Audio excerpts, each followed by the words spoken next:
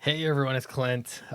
So I took one day off of making a video, and then I took 2 days off of making a video, and I made for a really nice weekend. After seriously working an insane week, work not only work, but the comics work. I don't know that the like getting the book done first is great, but getting the pre-press done, it might be a good idea for me to do that before the campaign.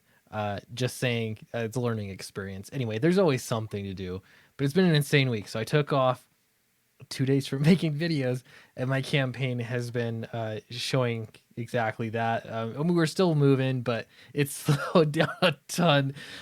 Just like this underlines how important the daily videos are, because I do notice every time I post a video within the next hour, I get more backers, versus on, hours later, it won't be as many, versus going 2 days of not making videos.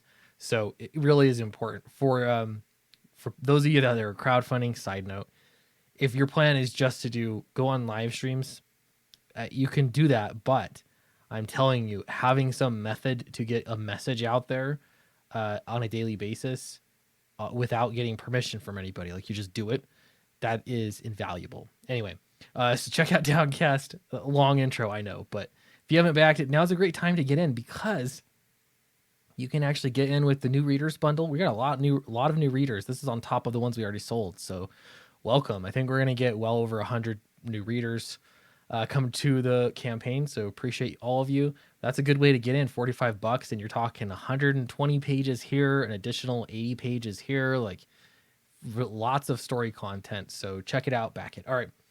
Uh, okay, so here we go. This is Chris Sheehan. I don't know who this guy is. He works in comics. That's all I care about. Um, so he brought up a topic that I've talked about this on live streams before, because I think it's an interesting question. It's interesting in that everyone asks the question. I'm not sure why it gets brought up, but I guess he's got a theory. I'm going to see. We will decide if we agree with this theory. Here we go. It says comic creators love comics a lot. It's the only reason we choose a career. We're constantly undervalued, underpaid, and heartbroken because the good moments are so good. The least you can do for us is give us proper credit. What credit?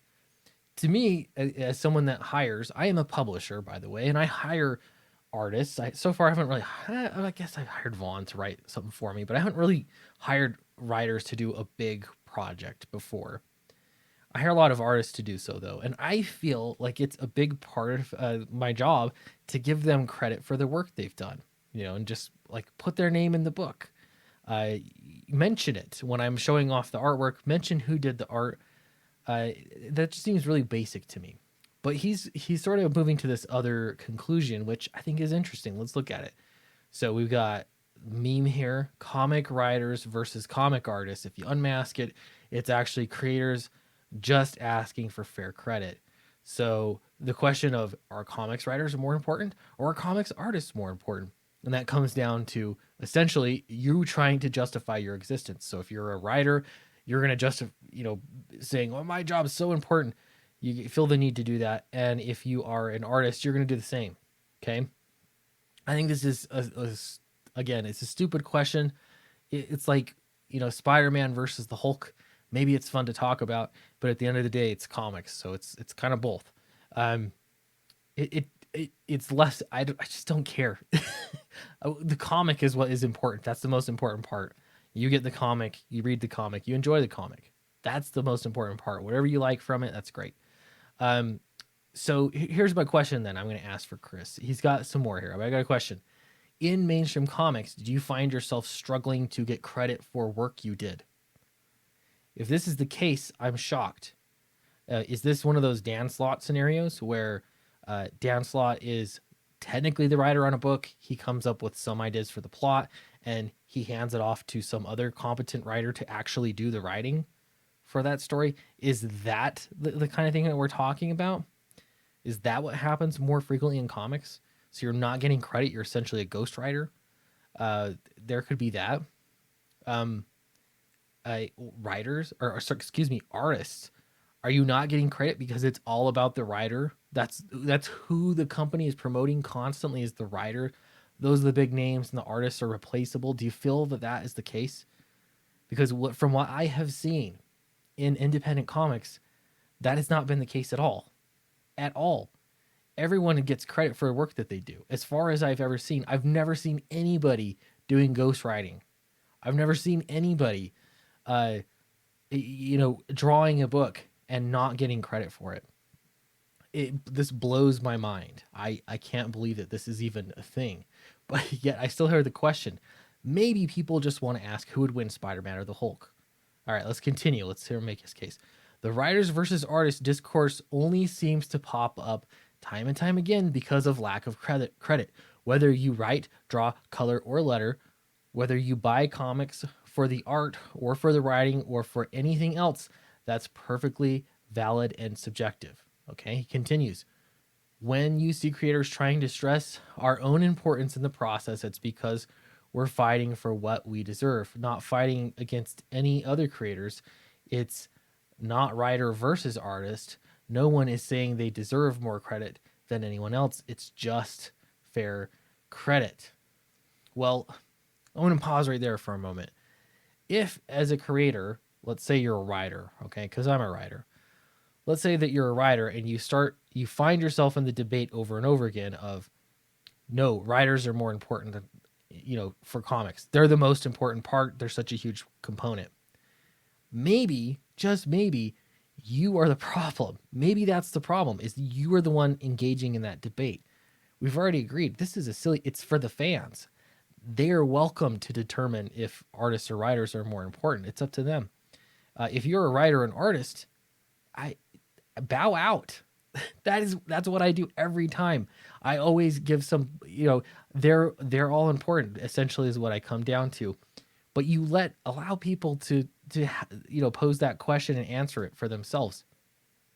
But if you feel like you're not getting credit, and that's what it comes down to, maybe putting down other creators to exalt yourself is just not a good way to go about it.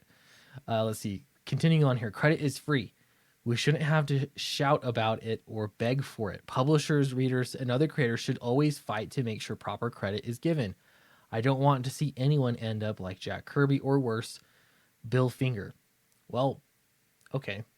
I'm not sure credit would have necessarily solved Jack Kirby's problem in particular.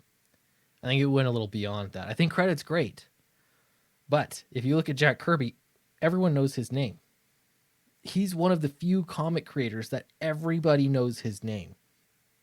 People that don't read comics know who Jack Kirby is. Now, of course, you could make the argument that, well, even more people know Stan Lee. Of course they do. But Jack Kirby, people worship Jack Kirby.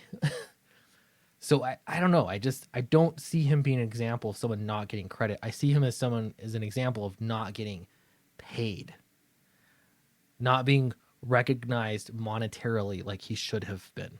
That's what I see with Jack Kirby. So a lot of people are bringing it up. I don't see how this is really a debate. It's a collaborative field, so on and so on. And he responds as, it's only a debate because people try to justify their existence and importance, rightfully, and other people feel like arguing against it. It's not supposed to be a debate, but people turn it into one. Okay. I would say if you need credit for what you write, put your name on the book. That's what it comes down to. That's all you're gonna get is a name on a book.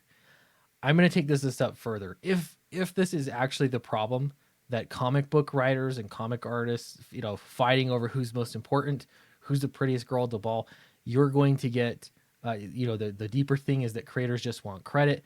I'm going to suggest that the deeper thing here is that creators that struggle over this, not getting enough credit, have put creators on a pedestal.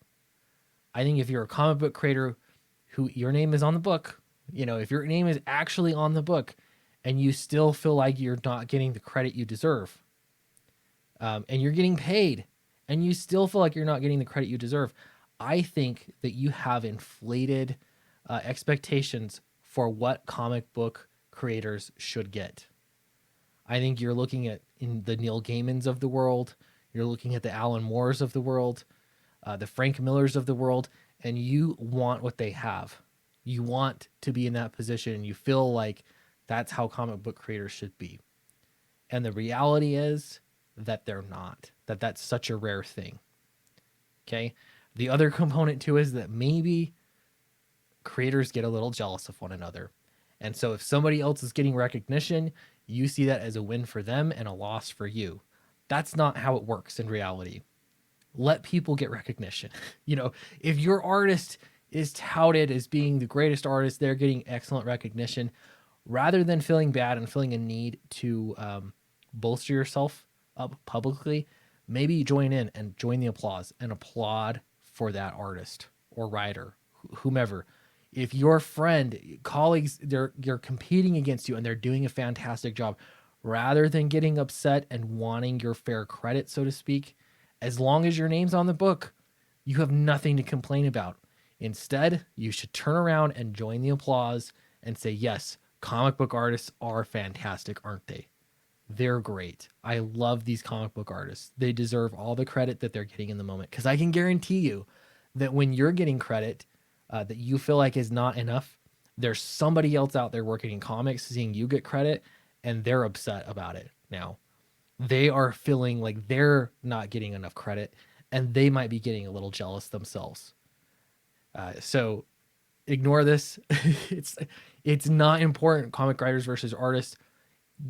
As long as we're celebrating comics, if there's credit given for comics, that's a good thing. That means the industry is still existing and that people are still enjoying comics. So let's have some fun. Anyway, thanks for watching the video.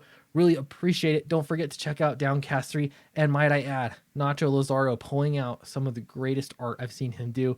So good. I had people saying, is this a new artist? Like, what changed here? Well, I think the art has always been good with Downcast. I've always been a fan of Nacho's art. Clearly, this is why I've worked with him.